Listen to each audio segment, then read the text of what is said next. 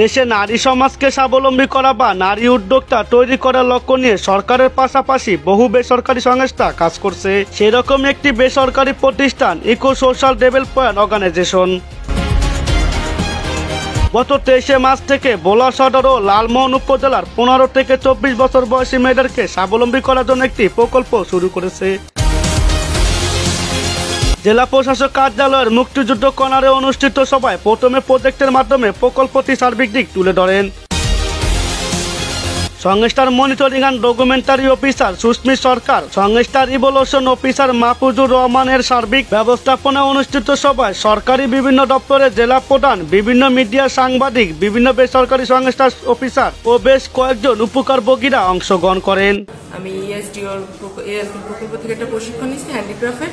এটা হচ্ছে যে আমার ভবিষ্যতের জন্য, যে আমি বাসায় বেকার অবস্থায় আছি, কিছু করতে পারতেছি না, যদি আমি হ্যান্ডিক্রাফটের প্রশিক্ষণটা নিয়ে আমার জন্য ভালো হবে। যেমন বর্তমানে কিন্তু কাঁথা, নকশি কাঁথারগুলো অনেক চাহিদা আছে, হাতে সেলাইয়ের উপরে কিন্তু মানুষ আকর্ষণটা বেশি, চাকচিক্য বেশি। এই জন্য হাতে সেলাইয়ের যে সুই সুতার কাজটা, রঙের কাজটা ইউনিক যদি কিছু করা যায়, মনে করেন যে আমি যেমন করছি, আমার ফোনে একটা চার্জার আমি পেইন্টিং করছি, যে অনেক সময় হয় কি ফ্যামিলির অনুষ্ঠানগুলোতে চার্জার নিয়ে অনেক ক্যাচাল হয়, হারিয়ে যায়। তো ওই ক্ষেত্রে যদি আমি ইউনিক কিছু করতে পারি, চার্জার পেইন্টিং করছি, আমার একটা ফেসবুক পেজ আছে, ওই পেজে আমি আপলোড করছি, অনেকজন আমাকে মেসেজ দিচ্ছে পেজে, যাকো আমারও এরকম কিছু করে দাও। আবার মনে করেন বিভিন্ন যে বাটিক্সের কাঠের টুকরাগুলো আছে, এগুলাতে যদি পেইন্টিং করা যায়। তারপরে যে আমরা কেক খাই, কেকের বোর্ডের উপরে পেইন্টিং করা যায়, ঘরে একটা সাইড কর্নার সাজানো যায়, এরকম নকশি কাঁথার আবার জামায় পেইন্টিং করে, এগুলোর কিন্তু অনেক চাহিদা আছে এখন এই হাতে সেলাইয়ের উপর এবং পেইন্টিং এর উপর, মাস্কের উপর অনেক চাহিদা মানুষের, আকর্ষণ করে, ওই মানুষ চায়, এই জন্য ওগুলা করতেছি আলহামদুলিল্লাহ। একটা প্রশিক্ষণ নিয়েছিলাম, সেই প্রশিক্ষণ 66 দিন প্রশিক্ষণ শেষ করে এখন আমি সেই ভাইয়ের দোকানেই কাজ করতেছি। ভাইয়ের বিভিন্ন দোকানের প্রাতিষ্ঠানিক যে কাজগুলো, ওই কাজগুলোই করতেছি। এই ট্রেনিংটা শেষ হওয়ার পরে কাজ করার পর প্রতি মাসে এখন ভাই আমার একটা নির্দিষ্ট পরিমাণ একটা স্যালারি দিচ্ছে এবং এই করে ইউএসডি থেকে অনেক মেয়েরা সুবিধা পাচ্ছে, অনেক অসচ্ছল মেয়ে সচ্ছলতা লাভ করতেছে। প্রধান অতিথি হিসেবে উপস্থিত ছিলেন অতিরিক্ত জেলা প্রশাসক রিপন কুমার সাহা, জেলা সমাজ সেবা কার্যালয়ের উপপরিচালক মোহাম্মদ নজরুল ইসলাম, মহিলা বিষয়ক অধিদপ্তরের উপপরিচালক মোহাম্মদ ইকবাল হোসেন, জেলা তথ্য অফিসার মোহাম্মদ নুরুল আমিন, প্রবাসী কল্যাণ অফিসার মোহাম্মদ মোশারফ হোসেন, শিশু একাডেমির অফিসার মোহাম্মদ আক্তার হোসেন, বিসিকের সহকারী পরিচালক মোহাম্মদ সোহাগ। এ সময় অতিথিবৃন্দরা বলেন, ওনারাও নিজেরাও বলছেন যে আজকে প্রোগ্রামটা অনেক বেশি ব্যক্তি বলছে, কারণ হচ্ছে কি সবাই প্রশ্ন করছেন এবং জানতে চাইছেন, নতুন নতুন আইডিয়া ক্রিয়েট হয়েছে। এটা অনেক ভালো বিষয়। সাধারণত এ ধরনের প্রোগ্রাম আমরা দেখি যে খুব বোরিং হয়ে যায়, ঘুম চলে আসে, তো এরকম হয় না। এটা অনেক বেশি একটু ফ্রুটফুল হয়েছে, এই জন্য সবাইকে অনেক বেশি ধন্যবাদ। সবার আগ্রহ ছিল, এই জন্যই অনুষ্ঠানটা ফ্রুটফুল। সবচেয়ে বড় বিষয়, যারা এই অর্গানিক লার্নিং প্রোগ্রামের উপকারভোগী আছেন, তারা নিজেদের অভিজ্ঞতা বর্ণনা করছেন যে তারা কিভাবে উপকৃত হয়েছে।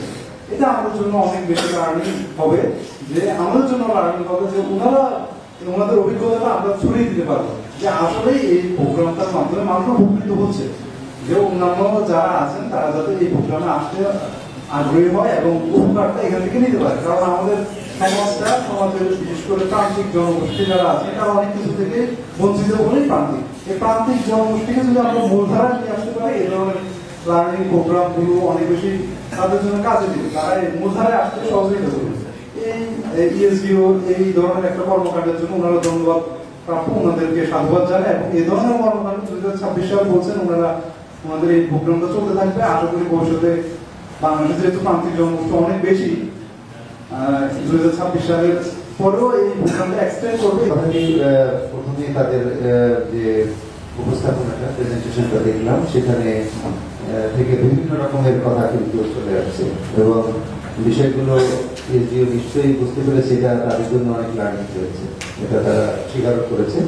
এই বিষয়গুলো যেমন আমাদের ভাই যে বললেন যে আমরা যে কয়েকজনের পরিচয় নিলাম, সবাই কিন্তু একেবারে সদরমুখী, পৌরসভামুখী। আমরা আমাদের সার্ভিসটাকে স্প্রেড করিনি, কিন্তু কেন করিনি?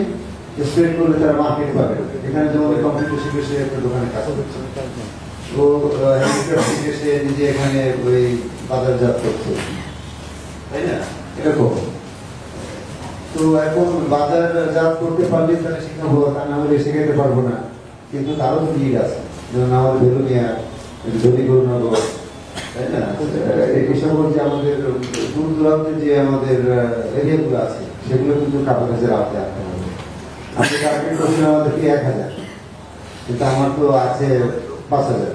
এই 1000টা যদি আপনি খুব সদরের মধ্যে খুব কাছাকাছি আপনার আপনার অ্যাক্সেসিবিলিটি অনুষ্ঠান নিয়ে যেতে হবে, পার্টির নিয়ে দেখতে হবে, তাহলে তো আমাদের এই আনএমপ্লয়মেন্টটা দূর হবে এবং তারাও অর্থনীতিতে অবদান রাখতে পারবে। তারা রাখছে এখনো, কিন্তু ইকোনমিতে এই গ্রেটার যে পার্টটা মনে তাদের যে মানে পার্টিসিপেশন, তাদের যে মানে অর্থনৈতিকভাবে তাদের যে অবদান, সেটা কিন্তু দেশের জন্য